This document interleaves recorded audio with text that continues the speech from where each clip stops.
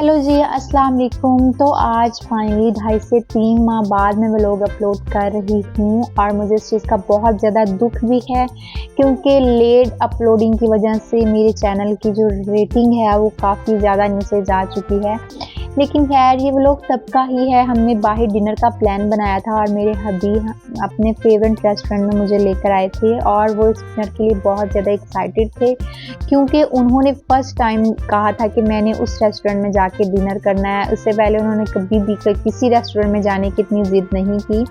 तो हमने ऑर्डर दे दिया था और यहाँ हम अलीज़े को प्ले एरिया में लेकर आए थे ताकि वो थोड़ा बहुत खेल ले, लेकिन वो बहुत ज़्यादा डर रही थी क्योंकि उधर बच्चे थे और वो घर में अकेली रहती है, तो वो बच्चों को देख के बहुत ज़्यादा अनकंफर्टेबल हो रही थी और ये चीज़ मुझे बहुत परेशान कर रही थी क्योंकि मैं उसे लूज़ कॉन्फिडेंस में बिल्कुल नहीं देखना चाहती थी। लेकिन खैर हम उसको ले आए वापस क्योंकि वो बहुत ज़्यादा रोने लग गई थी और फिर बैठ के अपने ऑर्डर का इंतज़ार करने लगे।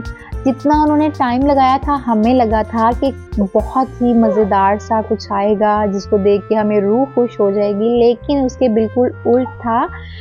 हमने जो डील ऑर्डर की थी उसमें चिकन कढ़ाई भी थी, तो चिकन कढ़ाई जो थी बहुत स्मेली थी और बहुत हार्ड था चिकन।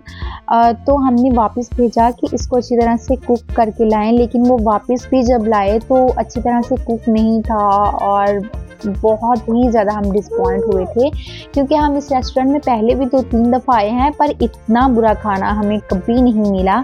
तो मैं अपने हस्बैंड को इतना छेड़ रही थी कि आप इतनी ज़िद करके आए हैं और आपकी किस्मत में ऐसा खाना लिखा हुआ था। लेकिन खैर जो होना था वो तो हो चुका था। फिर कुछ दिनों बाद की ये वीडियो है, ये है अब्दुल हादी। ये मेरा छोटा बेटा है, अलीज़े का छोटा भाई है, ये भी एक ही मंथ का हुआ था। तो यहाँ पे मैं इन दोनों को तैयार वगैरह करके सुला के, तो मेरा प्लान था कि मैं थोड़ा काम वगैरह कर लूँ। काफ़ी मेहमान आते जाते रहे थे इसकी वजह से, तो काफ़ी ही ज़्यादा खलारा बना हुआ था। मैंने कहा चलो आज समेट लें। ये कपड़े धुले हुए थे तो मैंने सोचा पहले इनको ही सेट कर लूँ क्योंकि जब तक कपड़े बिखरे हों तो कुछ भी अच्छा नहीं लगता। तो फिर मैंने जब कपड़े सेट करने के लिए अलमारी का दरवाज़ा खोला तो उधर उससे भी ज़्यादा बुरी हालत थी क्योंकि मैं काफ़ी देर से बीमार थी। तो मैं ऐसी हमने काम वाली लगवाई हुई थी, लेकिन वो जैसे काम करती हैं आपको पता ही है, बहुत अच्छी, बहुत मुश्किल से काम वाली मिलती है। तो मैंने अलमारी का दरवाज़ा खोला तो मेरे होश उड़ गए, तो यहाँ तो उससे भी बुरी हालत है। खैर ये सेट वगैरह मैंने कर लिया था लेकिन उसकी वीडियो मेरे से शायद मिस हो गई है। उसके काफ़ी दिनों बाद मैं अपनी अम्मी के पास जा रही थी गाँव में और मैं इसके लिए बहुत ज़्यादा एक्साइटेड थी क्योंकि मैं बहुत ही देर बाद गाँव जा रही थी। और ये मेरी अम्मी के पास की कुछ मेमोरीज़ हैं। अलीज़े और मेरी अम्मी दोनों, मेरी अम्मी अलीज़े से बहुत ज़्यादा अटैच्ड हैं, तो वो जब उधर गई थी तो मेरी अम्मी तो बस उसके ही गिर्द घूमती रहती थी। मैं तकरीबन महीना को अम्मी के पास रह कर आई हूँ और टाइम कैसे गुज़रा कुछ पता ही नहीं चला। लेकिन मैं ज़्यादा वहाँ वीडियोस वगैरह नहीं बना सकी क्योंकि मेरी अम्मी की तबीयत ठीक नहीं थी है और बस वहाँ कामों वगैरह में ही बहुत ज़्यादा बिज़ी रहे और ऐसे ही हम वापस आ गए। लेकिन वहाँ की जो मेमोरीज़ थी, मैं आज भी वीडियोस देखती हूँ तो बहुत ज़्यादा मज़ा आता है। मतलब पता ही नहीं चला कि 1 महीना कैसे गुज़र गया। और मेरी अलीज़े जो है ये इतना ज़्यादा तंग करना शुरू हो गई थी क्योंकि इसकी नानों ने इसे बहुत ज़्यादा बिगाड़ दिया था वहाँ उसके लाड देख देख के। तो यहाँ पे इसने एक अपनी दोस्त बना ली थी उधर कैटो, और सुबह उठते ही छत की तरफ देखती थी कि मेरी कैटो आए। वो दूध पीने के लिए आती थी, तो जब ये नहीं आती थी अलीज़े नाराज़ हो जाती थी। वहाँ झूला पड़ा हुआ था, अलीज़े छोटी होती झूले लेती थी, लेकिन अब काफ़ी ज़्यादा वो छोड़ चुकी हुई थी। लेकिन उधर जाके इसने जब झूला देखा तो भाई को लिटाने की बजाय खुद ही उसमें लेट के बैठ गई कि मुझे झूले दो, बस मैंने झूले लेने हैं। काफ़ी देर तक उधर ऐसे ही झूले लेती रहती थी और अम्मी भी इसे मना नहीं करने देती थी। मेरा भाई क्योंकि अम्मी के पास नहीं रहता, वो भी इधर लाहौर में ही रहता है, तो वो उधर गया था। तो मैंने बच्चों की थोड़ी बहुत शॉपिंग करनी थी तो मैंने कहा कि मुझे तुम अपने साथ बाज़ार ले जाओ।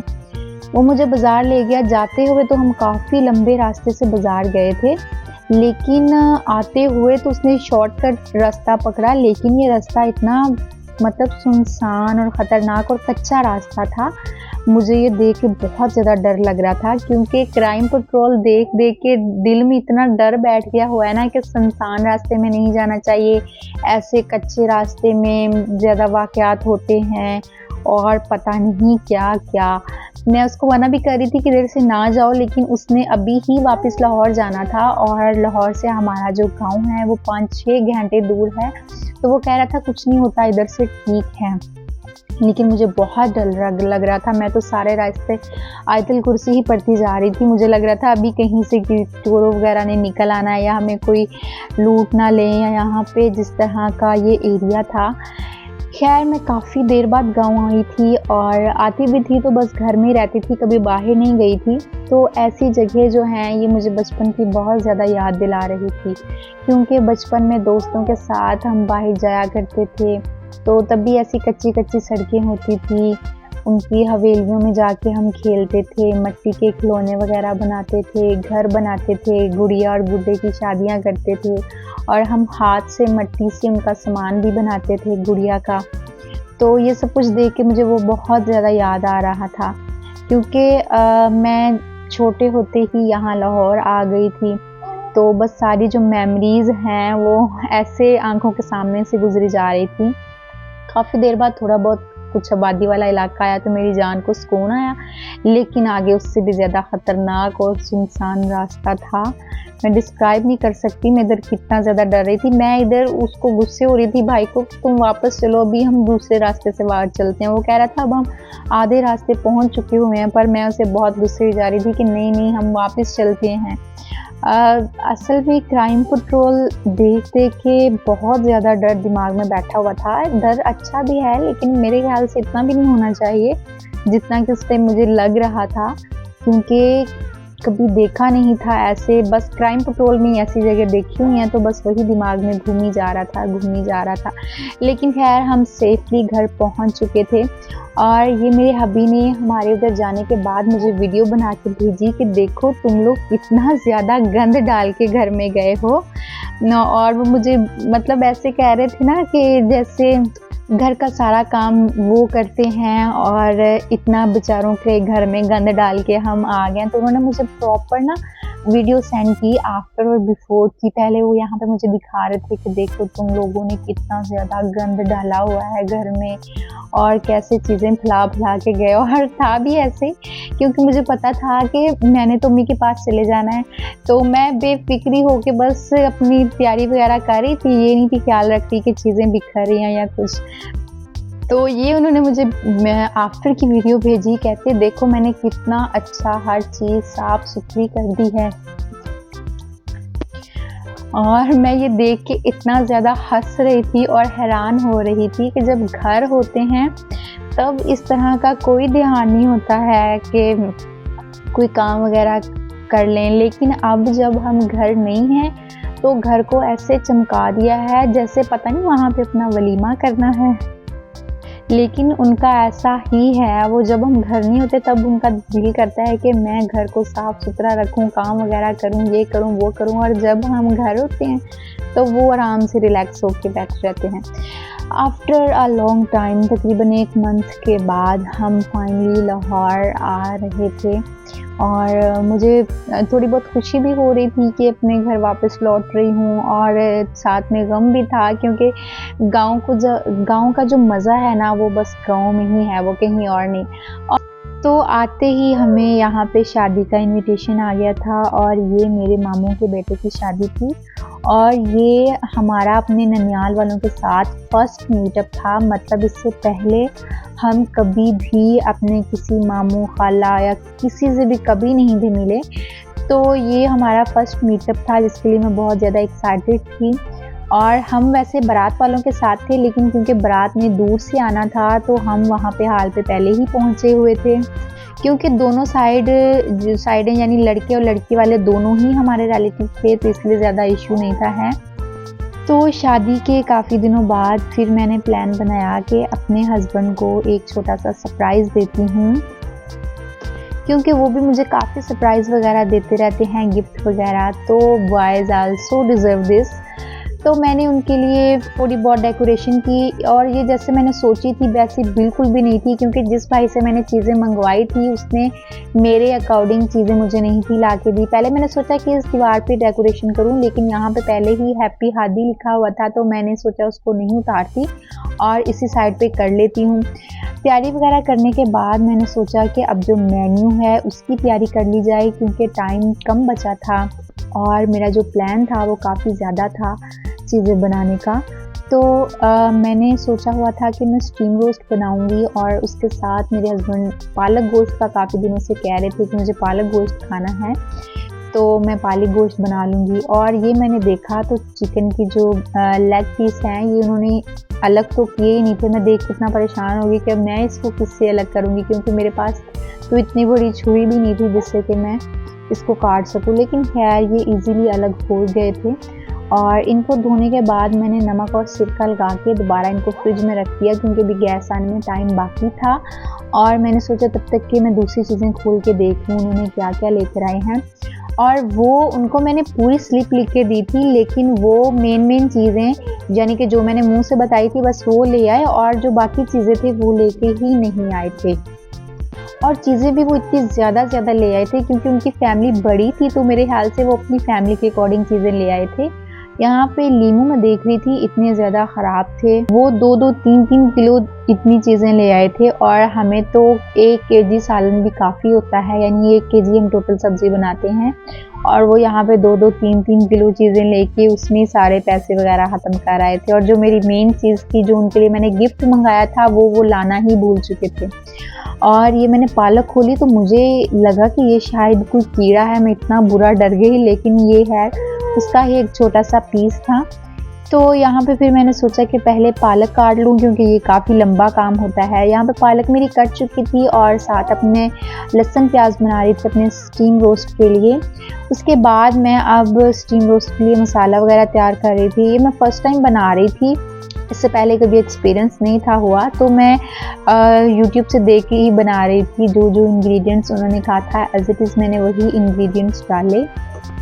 और मैं बहुत ज़्यादा यहाँ पे डर रही थी कि पता नहीं कैसा बने, क्योंकि मेरे हब्बी को तो पता ही नहीं था कि मैं घर पे क्या क्या कर रही हूँ, और ये उनको सरप्राइज़ देने का मेरा अपना आइडिया था। तो यहाँ पे मसाले वगैरह सारा कुछ मिक्स करके इसमें मैंने तकरीबन 2 से 3 लेमन ऐड किए। वैसे इसमें सिरका भी डाल सकते हैं, लेकिन क्योंकि मेरे पास सिरका अवेलेबल नहीं था, ख़त्म हो चुका था, तो मैंने इसमें लेमन ही यूज़ कर लिए थे। देखने में स्मेल बहुत अच्छी आ रही थी और मुझे होप तो यही थी काफ़ी अच्छा बने। उसके बाद मैंने दोनों लेग पीसेस को अच्छी तरह से फ्राई कर लिया। स्टीम रोस्ट करने से पहले उसको फ्राई करते हैं। और चूँकि मेरे पास यहाँ पे ज़र्दा रंग भी अवेलेबल नहीं था, क्योंकि जिन भाई से मैंने सामान मंगवाया था उन्होंने मुझे पूरी चीज़ें ला कर ही नहीं थी दी हैं। मेन चीज़ें बस उन्होंने ला दी थी, और बाकी जो छोटी मोटी चीज़ें थी वो सारी की सारी उन्होंने स्किप कर दी थी। और मैं उनको दोबारा कह भी नहीं थी सकती, क्योंकि वो उसके बाद जॉब पे चले गए थे और मैंने उनको भी कुछ मतलब ऐसा कुछ मंगवाया भी नहीं था। तो मैं पहले ही बहुत ज़्यादा अनकंफर्टेबल फील कर रही थी कि वो क्या सोचेंगे कि अपने हस्बैंड से नहीं मंगवा रही और दूसरे महल्ले मुझे फ़ोन करके कह रही है कि मुझे ये चीज़ें वगैरह ला दो। खैर ये दोनों पीस काफ़ी ज़्यादा बड़े थे और अच्छी तरह से मेरे से फ्राई नहीं हो पाए थे। मतलब मेरे ख्याल से थोड़े डार्क ब्राउन करने चाहिए थे, लेकिन मैंने इनको ज़्यादा डार्क नहीं था किया।